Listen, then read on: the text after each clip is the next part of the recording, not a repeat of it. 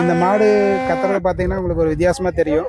நார்மலாக வந்து ஒரு பருவத்துக்கு வந்துருச்சு அப்படின்னா ஒரு மாடு எப்படி கத்தும், இந்த மாதிரி ஏதாவது ஒரு பிராவலை வரும்போது எப்படி கத்து அப்படிங்கிறது ஒரு எடுத்துக்காட்டுக்காக தான் இது வீடியோ. கொஞ்ச நாளைக்கு முன்னாடி நாய் கடிச்சிருக்கலாம், பட் ஆக்சுவலாக அந்த கால்நடை வளர்ப்பவருக்கு வந்து அது ஒரு அவேர்னஸ் இல்லை, அது கடிச்சிருக்குதா இல்லையா அப்படிங்கிறது அவருக்கு தெரியல. பட் இருந்த போதிலும் இதனுடைய சிம்டம்ஸை எடுத்து பார்க்கும்போது வந்து இது கண்டிப்பாக ஒரு டாக் பைட் கேஸ் தான். இன்றைக்கி வந்து சிம்டம் ஸ்டார்ட் ஆயிடுச்சு. என்ன சிம்டம் பார்த்தீங்கன்னா பெல்லோயிங், அதாவது கத்திகிட்டே இருக்கிறது தொடர்ந்து.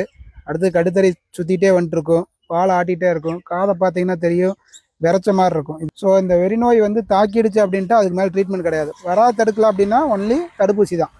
தடுப்பூசி அதுக்குன்னு ஒரு ஸ்பெசிஃபைட் ஷெட்யூல் இருக்குது. பட் நம்மளுக்கு அது தெரியணும். மாட்டை வந்து வெறிநாய் கடிச்சது கடிக்கல அப்படிங்கிறது நம்மளுக்கு தெரிஞ்சால் மட்டும்தான் இதை வந்து அந்த தடுப்பூசி போட்டு நோயிலேருந்து தற்காத்துக்க முடியும். பட் இந்த மாட்டுக்கு வந்து இனி ட்ரீட்மெண்ட்டுங்கிறது ஒன்றுமே கிடையாது, அவ்வளோதான். ஹோப்லெஸ். ட்ரீட்மெண்ட் பண்ணாலும் ரெக்கவரி ஆகாது. ஸோ இனி வந்து கல் பண்ணுறது தான் ஒரே வழி, வேறு வழியே கிடையாது. உங்கள் மாடு கட்டுத்தர வந்து ஓப்பன் ஏரியாவில் இருக்குது, சுற்றியும் வந்து ஒரு ப்ரொடெக்ஷன் இல்லை அப்படின்ட்டா நீங்கள் தூங்கிட்டு இருக்கும்போது நைட்டில் கடிக்கலாம், அல்லது நீங்கள் எங்கேயாவது வெளியூர் போயிருக்கலாம், அந்த டைமில் கடிச்சிட்டு போயிடலாம், யாரும் நோட்டீஸ் பண்ண முடியாது போயிடும். அதை தடுக்கணும் அப்படின்னா சுற்றி ஒரு ஃபென்சிங் மாதிரி அட்லீஸ்ட் ஒரு தட்டு வச்சோ ஒரு தகரம் வச்சோ அல்லது கம்பி வேலை வச்சோ வந்து ஒரு ஃபென்சிங் பண்ணி உள்ளுக்குள்ளே மாடு ஆடுகளை கட்டும்போது நாய் வெளியிருந்து வந்து அட்டாக் பண்ணுறதை நம்ம தவிர்க்க முடியும். அப்படி ஏதாவது உங்களுக்கு பக்கத்தில் ஒரு இன்சிடென்ட்ஸ் தெரியுது, பக்கத்து வீட்டில் ஒரு நாயை கடிச்சிருச்சு அல்லது வந்து அடுத்த வீட்டில் ஒரு நாயை கடிச்சிருச்சு, இந்த தெருவில் கடிச்சிது அப்படின்னு தெரிஞ்சாவே உங்கள் கால்நடையிலேயே ஏதாவது அடுத்த நாள் காலையில் வந்து ஏதாவது காயம் இருக்கா என்னென்னு செக் பண்ணி பார்த்துக்கணும். குறிப்பாக மாடுகளில் பார்த்தீங்கன்னா நாய் எங்கே கடிக்கும் அப்படின்னு பார்த்தீங்கன்னா தலைப்பகுதியில் தான் கடிக்கும், அதாவது மூக்கு ஏரியாவில் தான்.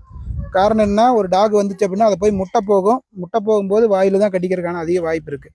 ஸோ அந்த மாதிரி ஏதாவது ஃபேஸில் ஏதாவது காயம் இருக்கா என்னென்னு ஒரு செக் பண்ணி உடனே வந்து அப்படி ஏதாவது சின்ன காயம் இருந்தால் கூட வந்து நம்ம தடுப்பூசி போடுறது நல்லது. முடிஞ்ச வரைக்கும் வெறிநாய் வராத தடுக்க தான் முடியுமே தவிர வந்துட்டால் எந்த ஒரு வைத்தியம் இல்லை. தேங்க்யூ.